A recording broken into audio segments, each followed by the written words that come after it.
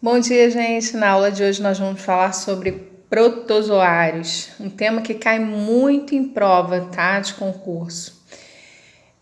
Nós temos, primeira coisa, vamos começar, né? De onde se deve. Eles são seres, na maioria, unicelulares, mas que diferente das bactérias, eles têm estruturas de locomoção. Então, podem ser cílios, flagelos, pseudópodes, como é o caso da ameba, que são os falsos pés, tá? Que eles usam para se locomover, tanto no meio ambiente, como quando eles conseguem chegar ao nosso sangue também.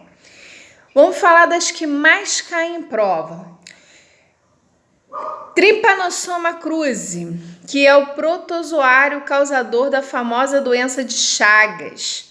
Guarda bem uma coisinha, a doença de Chagas e a malária são características da região amazônica, ok? Então, por exemplo, para a doença de Chagas não tem vacina, mas para a malária tem. Só que essa vacina tem que ser tomada até 30 dias antes, para que ela possa criar memória imunológica antes da pessoa viajar para essas regiões infestadas, tá? De malária, por exemplo. Gente, uma coisa que vocês precisam guardar porque aparece em prova. Geralmente são doenças que não têm cura, só controle. Por quê? O protozoário, diferente do vírus e da bactéria, ele, quando chega ao sangue, ele se espalha pelo corpo inteiro. Então, o que acontece? Uma pessoa, por exemplo, com a doença de Chagas, esse tripanossomo, ele entra no coração, faz um ninho ali e aí se espalha pelo corpo inteiro. Então, vamos fazer o seguinte, vamos retirar o coração dessa pessoa, vamos fazer o transplante, dar um coração novo para ela? Você acha que isso vai adiantar? Não vai adiantar, tá? Porque os tripanossomos que estão no sangue vão voltar a reinfestar esse coração. Então, não adianta. Como ele ataca o coração e se multiplica, se reproduz ali dentro, o coração vai ficando gigante, dilatado, por isso que dão o nome da doença também de coração de elefante. E aí vai comprometer todo o organismo. Já que eu comecei a falar, né, disparei a falar de doença de Chagas, vamos falar do vetor. O vetor geralmente, gente, é um inseto, imagina que é um carro de luxo que vai transportar esses protozoários, tá? Quem é o carro de luxo dessa doença de Chagas? É um percevejo, lembra daquele bichinho fedorento? O percevejo que é chamado de barbeiro chupança, tá? Então, esse percevejo, ele funciona como se fosse um hematófago. Ele parece, o comportamento dele é como se fosse de um mosquito.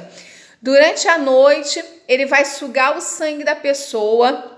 Se a pessoa tiver com tripanossoma ali no sangue, ele vai absorver esse tripanossomo e aí quando ele vai para outra pessoa para se alimentar, ele acaba deixando ali esses protozoários que vão sair pelas fezes dele. E aí a pessoa está dormindo, ela vai coçar e esse tripanossomo entra na corrente sanguínea e vai para onde?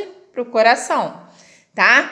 Então, medidas profiláticas, galera. Profilaxia, como é que a gente controla ou acaba com esse ciclo dessa doença? Primeira coisa, questão de prova, se você falar inseticida, você erra, sabe por quê?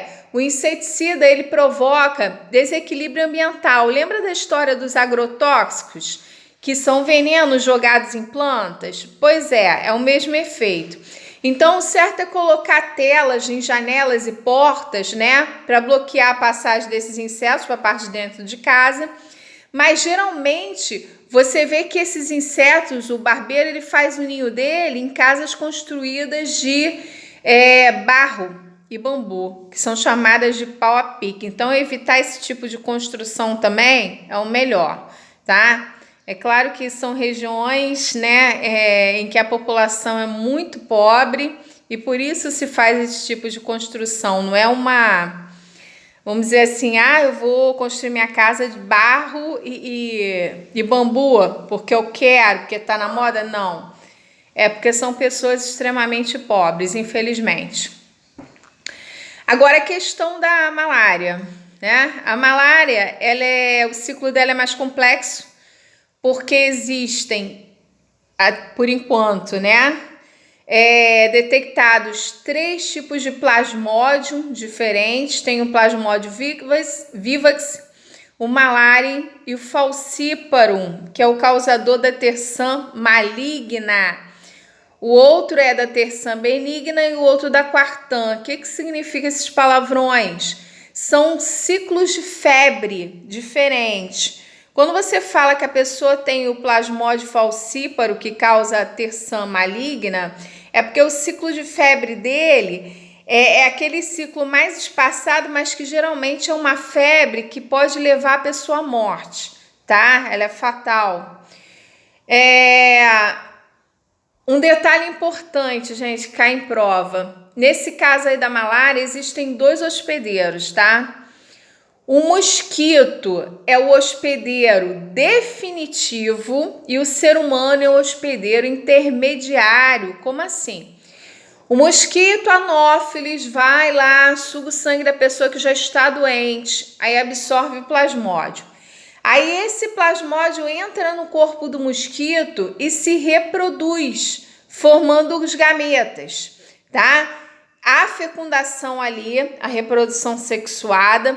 E aí, quando ele é injetado no sangue de outra pessoa, ele entra na forma de esporozoito. E aí, o que acontece? Esses esporozoitos vão para o fígado e vão invadir as hemácias do ser humano. E ali vão continuar se reproduzindo, sendo que de forma assexuada. Tá? Então ocorre reprodução do plasmódio tanto dentro do corpo do mosquito como dentro do corpo do ser humano, ok?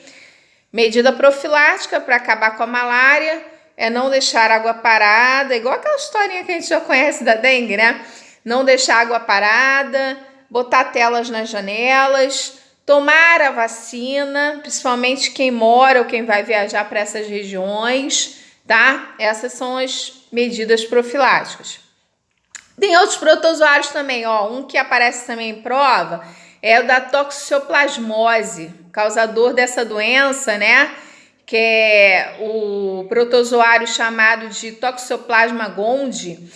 Ele está presente muitas das vezes nas fezes de gato. Então, mulher grávida não deve ficar perto de gato, evitar. Porque esse toxoplasma, ele invade o organismo e pode se instalar na região dos olhos, causando cegueira. Isso pode acontecer com qualquer pessoa, mas as mulheres grávidas são mais sensíveis.